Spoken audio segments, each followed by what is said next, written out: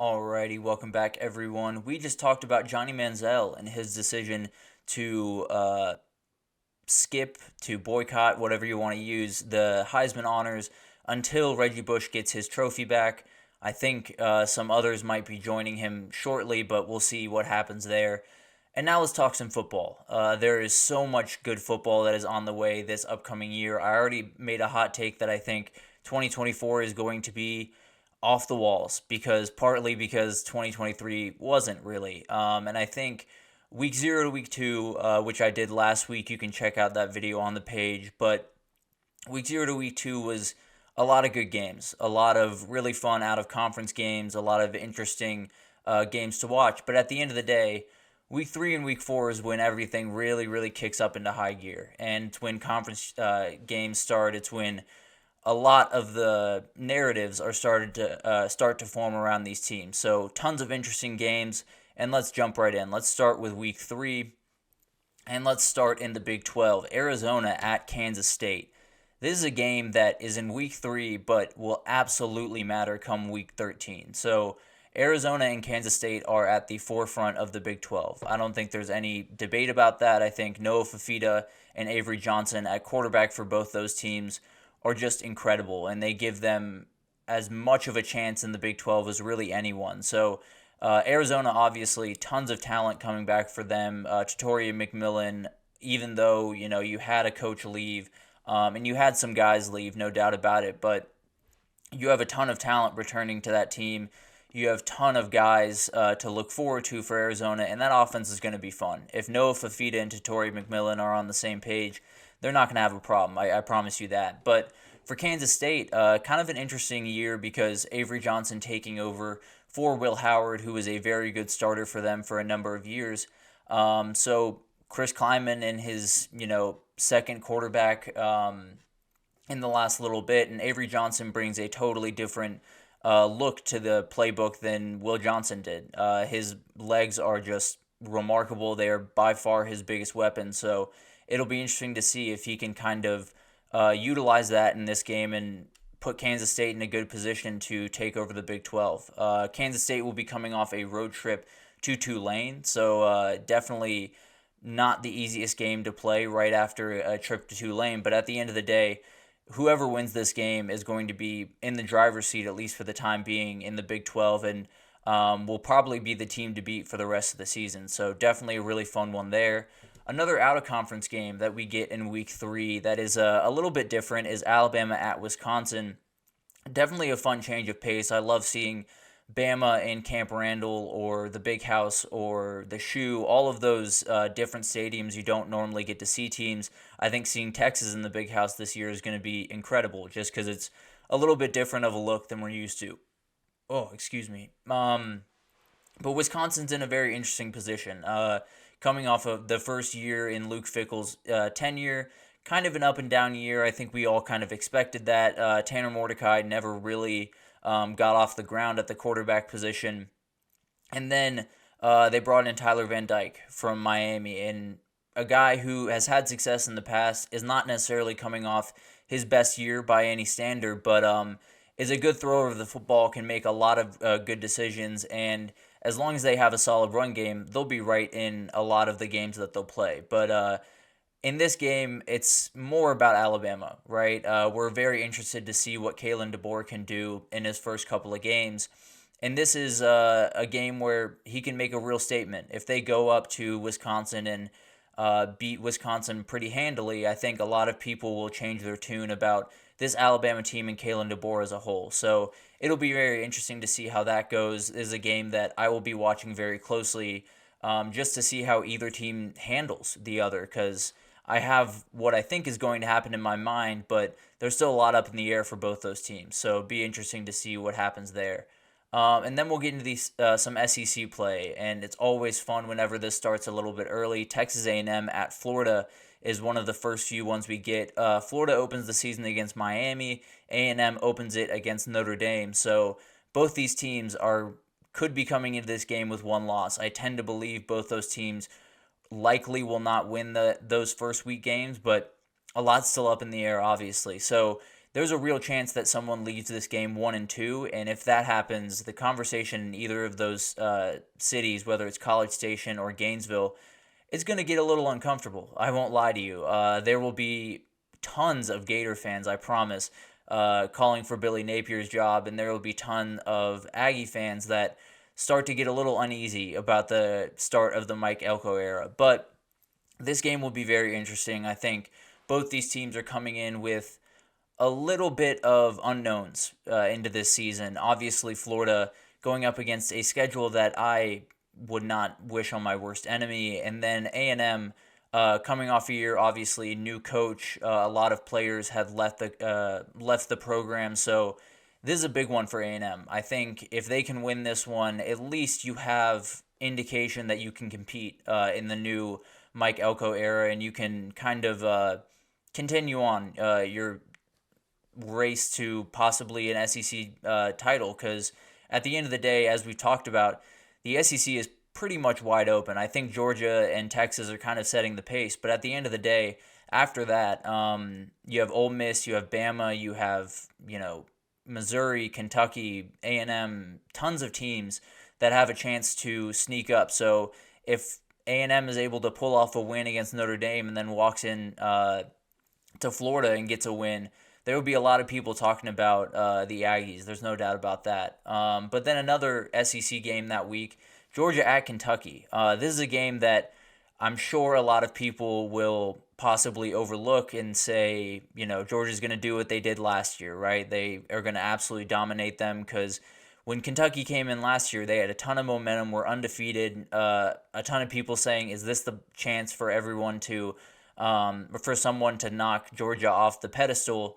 And then they just got dragged for 4 quarters. So they definitely are trying to avoid that. Brock Vandegrift playing against his former team, I'm sure he will come into that game with a little bit extra juice. I don't necessarily think there's any bad blood at all between Vandegrift and Georgia, but at the end of the day, when you see the colors of your former team and the team that you didn't necessarily get your shot to play for, I think there's going to be a little bit of heightened energy coming from him. So excited to see what he can do. Kentucky is a very sneaky team. So if for whatever reason they can pull off this win at home and knock off Georgia, I mean, the sky's the limit for the Wildcats going forward after that. So it'll be interesting to see how those SEC games play out, because they'll play a lot into what happens in the rest of the SEC. But finally, we have another out-of-conference game that I absolutely love. I've had Tulane on here a couple of times because they play Kansas State earlier in the year, but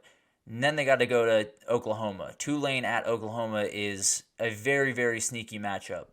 Ty Thompson, I got to say, starting your career somewhere, starting your starting career, because he had never started a game at Oregon, against Kansas State and Oklahoma is quite the tall task. I won't lie to you. But at the end of the day, it's a chance for him to prove himself. It's a chance for him to get on the national stage, and it'll be interesting to see how he responds, because it'll be a lot of new things for him. That's for sure. But Oklahoma, they better not come into this one thinking that they're just going to roll, because I think a couple of teams have made that mistake in years past, whether that's A&M playing App State a year ago or whoever else. There are teams that walk into the stadium and just see the size difference and decide they're going to win that day. And it doesn't always work out that way. Tulane's going to be a very good team this year. John Sumrall, coming from Troy, is a very, very good coach. So it'll be interesting to see what happens there. And Jackson Arnold has got to get going early. He is someone that I think a lot of his year depends on the first couple of weeks and how he responds to all of these different things, especially this game, because it's the first big challenge that he'll face as the Oklahoma quarterback. So it'll be interesting to see how he responds. He's someone that I like a lot, but we haven't really seen enough on field to really get a good idea of what he is yet. And then Oregon State is also that week. Just enjoy that game while you can, because I'd be surprised if they start playing that one after the next 2 years. So let's roll on to week 4, because week 3 was great. Week 4 might just be a little bit better. Let's start with James Madison at North Carolina. James Madison obviously going through quite the change after a remarkable year last year. Lost their head coach to Indiana. Signetti, sorry, I was trying to think of his name, Kirk Signetti, and then got Bob Chesney from Holy Cross, a super good coach, has won a ton of games at Holy Cross, but is taking a big step up, obviously, going to the FBS level. So it'll be interesting to see if they can continue to build. I think this game will tell us a lot, obviously, going up against a higher level opponent at least gives you a moniker to kind of rate yourself against. And then for North Carolina, it's North Carolina post Drake May. How do they kind of deal with that? Max Johnson has taken over under center there, transferring over from A&M. So they still have a good quarterback. They still have a lot of things going in their direction, but this is going to be a real challenge. There's no two ways about that. And much like Oklahoma and Tulane, if they come into this game a little bit flat-footed, they might just get punched in the teeth. So it'll be interesting to see how Max Johnson kind of handles this. Can he, live up to the incredible standard that is Drake May? And can UNC kind of roll into the ACC schedule the way they did a year ago with a lot of pretty solid wins and, keep up the tradition of, going 6-0 or 7-0 and then kind of tailing. But hopefully at least they can start off on a good foot and then rewrite history in the back end. But let's keep moving with another out-of-conference game. UCLA at LSU. Very interesting year for LSU. They get both LA teams in the first 3 weeks of the season. For whatever reason, they open the year in Las Vegas against USC, and then they have the Bruins coming to town in week 4. So very interesting for LSU. They get 2 Big Ten games, 2 power conference games, when they probably didn't expect to get them when they actually scheduled these games. But very cool for them. It'll be a very fun matchup for a number of reasons, but I think mainly because UCLA is in a transition period. Deshaun Foster takes over there after Chip Kelly found his way to Ohio State as the offensive coordinator. So a lot riding on this first year for Deshaun Foster. I don't think there's any UCLA fan that would tell you they have to win this game or anything like that. But there will be a ton of energy if he can pull it off, that's for sure. So this will be the first kind of big challenge for him in his head coaching career. This will be quite the challenge. Obviously, walking into Baton Rouge, walking into Death Valley is never an easy thing. So it'll be interesting to see how he responds. It'll be interesting to see how the new quarterback responds, whoever that might be. And there's so many different things to talk about here. But LSU, I've talked about a little bit already. I think Garrett Nussmeier is a really remarkable quarterback and do a number of really good things. So I do think LSU probably has the advantage right now, but tons can change before that game is played. So we'll see how that develops, but very excited for that one for sure. And then some conference games, some new conference games actually. Tennessee at Oklahoma. Oklahoma obviously coming off that game against Tulane we just talked about, and it does not get easier for them. At least they get the game at home, but Josh Heupel facing his alma mater will be a very, very fun storyline going into this one. We have dueling sophomore quarterbacks in Jackson Arnold and Nico Iamaleava, and then Oklahoma's first SEC game, which obviously will be a big talking point. A lot of people will be focusing on that, so it'll be interesting to see how this one unfolds. I think it'll tell a lot about both these teams that are kind of in a little bit of no man's land when you look at the SEC. I think you have Georgia and Texas at the top, it seems, according to a lot of people. And then you get into Ole Miss, Alabama, Missouri, some other teams. And then Tennessee and Oklahoma are right there. They're right in that group that can strike if given the right opportunity. And I think this will be the game that shows a lot for both these teams and how they're going to look for the rest of the season, because with both these young quarterbacks, if they can roll in this game and really execute at a high level, you'll at least know that they can stand up against SEC competition, which is something that neither of them have really had to do until this point. So it'll be interesting to see how both of them respond, how these teams respond, and if the Tennessee defense especially can keep taking steps forward, if the Oklahoma offense is as it should be with a lot of the talent that it has, and if Brent Venables can start off his SEC head coaching career with a bang and beating Tennessee. It'll be very interesting to see what happens there. I love that game for a number of reasons. I think the storylines are off the charts. But another conference game that has been one for quite a while, but might be a little bit different in the future here, is North Carolina State at Clemson. these are two games that, or these are two teams that are going to have a lot to do with what happens in the ACC next year. I think North Carolina State is absolutely a dark horse, brought in Grayson McCall from the transfer portal, and then Clemson coming off 2 years where they weren't Clemson. And it's very weird to say that because we're still a 9 or 10 win team those years, but at the end of the day, Clemson has very high expectations, and that's just the way things are. So Clemson is going to be in a very interesting spot this year, and this is going to be a game that is going to show us exactly who they are in a lot of ways. So it'll be very interesting to see how all of this unfolds. Obviously, Grayson McCall compared to Cade Klubnik, Grayson McCall has played a lot more football. There's no two ways about that, but is not necessarily as comfortable in the system because he just got to NC State.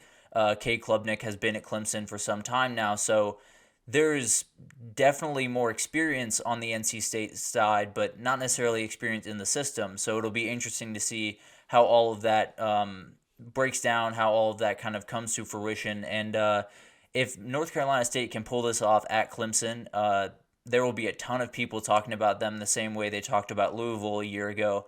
And they could be a team that could find their way into the ACC championship. And if they did that with all of the realignment that we know is going to come, that would be a huge help to them in this grand scheme of this gold rush that is going to happen in the conference realignment game.